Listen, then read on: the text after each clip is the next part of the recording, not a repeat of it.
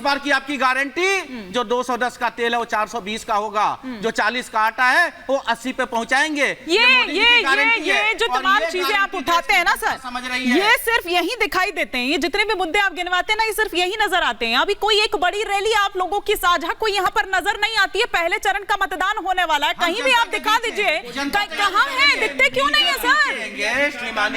और आपके राहुल जी क्या कर रहे हैं जब ऐसे समय में भी वो दिखाई नहीं दे रहे हैं, तो फिर कब दिखाई देंगे? रैलियां हो रही हैं, राहुल जी लगातार हाँ सर, अंदर किसी चार दीवारी में कर रहे हैं रैली, मीडिया दिखाता नहीं है। अच्छा, आप कहते हैं कि रैली नहीं करते, नहीं देखा? अभी इतनी बड़ी बड़ी रैलियां यात्रा दिखा कि नहीं दिखा हिमानी जी? वो 4000 किलोमीटर की यात्रा की किस लिए थी सर आपने? जंगल में थे, की किस लिए थी? पर आपने आप अपनी पार्टी को नहीं बचा पा रहे, अरे पार्टी को नहीं बचा पा रहे, एक एक कर कर सब निकलते जा रहे हैं और किस तरह के आरोप लगा रहे हैं, उस पे भी तो मंथन करने की जरूरत है कि नहीं है? लेकिन अवनी जयेश अवस्थी जी फिर बाकी एक एक कर अच्छा बुलाया जा रहा है, मैंने ये भी पूछा था, मैंने गौरव वल्लभ से ये भी पूछा था, उन्होंने कहा कि मुझे किस चीज का, एक सेकंड, नीति जी आ रही हूँ, जब मैंने उनसे बात की, मुखातिब हुई मैं उनसे, तो मैंने उनसे ये पूछा, तो कह रहे मुझे किस बात का डर दिखाएंगे, क्या मुझे भी कोई ईडी सीबीआई, मैंने तो ऐसा कुछ किया नहीं है। वो कह रहे हैं एक केस नहीं है मेरे ऊपर, उन तमाम बातों को गिनवाते हुए नजर आ रहे थे। लेकिन अवनी जयेश अवस्थी जी, मंशा यहाँ पर सिर्फ ये दिख रही है, और सिर्फ मीसा भारती नहीं बल्कि संजय सिंह ने भी बाहर आकर सबसे पहले यही बात कही थी कि मोदी जी को जेल में भेजेंगे। तो गठबंधन की लगता है तैयारी इस पर नहीं है, फोकस इस पर नहीं है कि हम किस तरह से जीतेंगे, फोकस इस पर है कि मोदी को जेल भेजेंगे जब हम आएंगे। अब आएंगे कैसे, यह भी तो एक बड़ा सवाल है, क्योंकि तैयारी उस तरह से नहीं दिख रही है। हिमानी जी, संजय मिश्रा यहाँ कह रहे थे कि मोदी जी सबको जेल भेजने की बात करते हैं। मेरा इको हो रहा है, इको ठीक करवा दीजिएगा। अच्छा ठीक है, मैं फिक्स करवाती हूँ। लेकिन अरविंद केजरीवाल तो कौन सा ऐसा नाम बताऊं जिसके साथ वो आज हाथ में हाथ बांध के खड़े हैं? कौन सा ऐसा नाम है जिसके बारे में उन्होंने ना बोला हो? संजय सिंह का वो वीडियो लाखों लोगों ने देखा है, जिसमें सोनिया गांधी, राहुल गांधी, रॉबर्ट वड्रा, शरद पवार, मुलायम सिंह यादव, लालू यादव, और कोई नाम मेरे से रह गया हो तो वो भी मैं बता सकता हूँ, ए राजा, चिदम्बरम, ये सारे नाम लेते थे, इनको जेल में जाना चाहिए। यहां तक कहा था कि 2 घंटे दे दो मुझे, 2 घंटे इंटेरोगेशन करूंगा, सारा सब कुछ बाहर निकाल लूंगा। शीला दीक्षित के घर में वो एसी बताते थे, कितने एसी लगे जी शीला दीक्षित के घर पे? इस सब बातों का जवाब देना चाहिए ना। ठीक है, कोई 200, इनको ये बहुत बड़ा भ्रम था कि 200 यूनिट बिजली की वजह से इनकी सरकार आई है। ऐसा नहीं है। जब अन्ना हजारे का आंदोलन हो रहा था तो स्वयं स्फूर्त रूप से, वो तो एक जंतर मंतर पर रामलीला मैदान में चल रहा था, लेकिन दिल्ली शहर के सैकड़ों नुक्कड़ों पर लोग अपने आप उस धरने पर बैठे थे। आज कोई नहीं है ना। ये है हकीकत, ये है यथार्थ आज का। मीसा भारती ने जो कहा है वो आप एक बार बताइए कि वो जो उनको जो कन्विक्ट हुए उस पर मुकदमा तो कांग्रेस ने शुरू किया था। ठीक है, नीतीश बाबू ने शुरू किया था जब उस समय उस सरकार में थे वो। किसमें से किसी पर भी शायद ही कोई ऐसा व्यक्ति हो जिसमें पहले से मुकदमा ना चल रहा हो, पहली बात।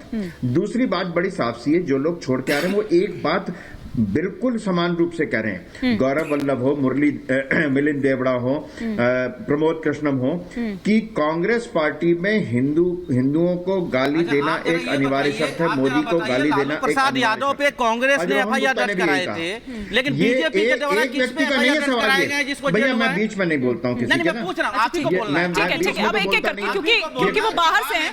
ठीक है, भारतीय जनता पार्टी या मोदी सरकार के तरफ से किस पे? संजय मिश्रा है क्या? ठीक है, हाँ जी, संजय मिश्रा जी। अरे भैया, संजय मिश्रा जी, पहले ये बताओ कि शीला दीक्षित के घर में कितने एसी थे, कितने गिने थे, बताओ। उसके बाद सत्ता में मोदी जी बैठे थे, उसके बाद सत्ता में मोदी जी बैठे थे, और अब कितने एसी बैठे, उनकी जिम्मेदारी बनती थी कितने का पर्दा लगा है, कितने का कमोड लगा है, कितने का फर्श बना है, ये बता दो। आज बता दो ना, क्यों, क्या दिक्कत है? शर्म क्यों कर रहे हैं? शर्म क्यों आती है तुम्हें? बताओ ना। एक सेकंड, कि शीला दीक्षित के घर में इतने थे और मेरे घर में इतने हैं। मैं बड़ा आम आदमी हूँ, बताओ ना, क्यों नहीं बताते?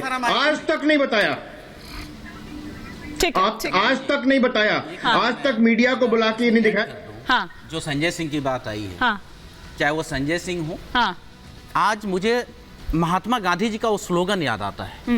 महात्मा गांधी जी ने कहा था कि जब आप एक अच्छे मकसद को लेकर के आप आगे चलते हैं तो पहले लोग आपको रोकेंगे, जब आप नहीं रुकेंगे तो फिर आपका लोग मजाक बनाएंगे, और यदि उसके बाद भी आप नहीं रुकेंगे तो वो आपसे लड़ेंगे, और जब आप लड़ेंगे अंत में आपकी जीत होगी। ये जानती है मनी जी? आज अरविंद केजरीवाल इसके स्पष्ट उदाहरण है। अरविंद केजरीवाल के साथ याद करिएगा 2013 में कैसे मजाक बनाया गया था, उन्हें रोकने का प्रयास कैसे किया गया था, फिर मजाक बनाया गया, और आज नरेंद्र मोदी पूरी ताकत लगा दी है अरविंद केजरीवाल को हराने के लिए।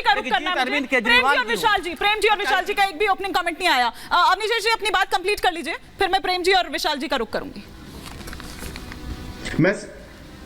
मैं कह रहा हूं कि वो महात्मा गांधी याद आ रहे हैं। महात्मा गांधी के शराब के बारे में क्या विचार थे बताओ ना आप।